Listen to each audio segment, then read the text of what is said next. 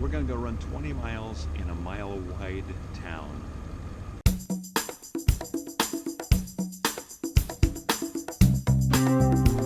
Hello and welcome to MarathonJourney.com v5.03, where I use the Jeff Galloway run, walk, run marathon training method to keep from cooking my brains out on a really long run. This week we had some marvelous weather on Wednesday with temperatures in the 50s and rain. Just beautiful prelude to fall weather. Today, high of 94. And at the end of our 20-mile run, 79 degrees. So I would have loved to have swapped with Wednesday, but we got to do what we got to do. It was actually fairly decent this morning, 57 degrees, and got down to 56 for the low. But it was one of those things where we got up at 3:30 in the morning and ran in the darkness for most of it, and that was fairly pleasant, especially when we were running through the uglier parts of town. Running on frontage roads can be boring, ugly, and noisy.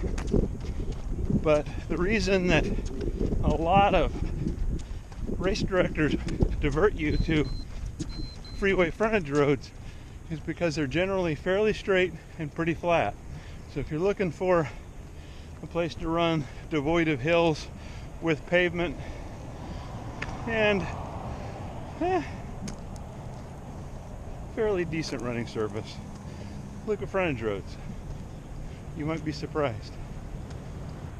And even when you're not in the really ugly parts of town, there are some places that you have to learn are there and to stay away from. You wouldn't, for instance, want to be running through the middle of this section. One of the downsides of running the frontage roads and the industrial sections is coming across things like this. This is a Superfund cleanup site that was Koppers International. They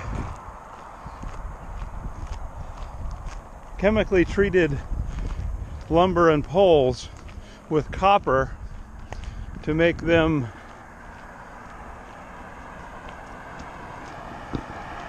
rot resistant. Unfortunately, all that copper leached into the ground because what do? You just rinse stuff off on the ground when you're out here in the middle of nowhere, and polluted the groundwater for an entire community.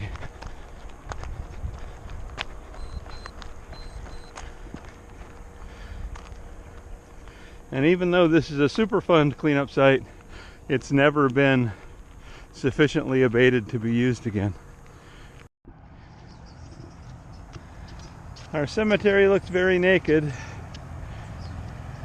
since PG&E ripped out the trees that were over 100 years old because it was impinging upon their gas line that was, I don't know, 30 or 35 years old.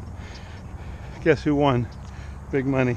So the cemetery no longer has shade in the front. We got almost half of our 20 miles in before sunrise, and made it back to the van, and we've changed out, and now we are preparing to hit the trail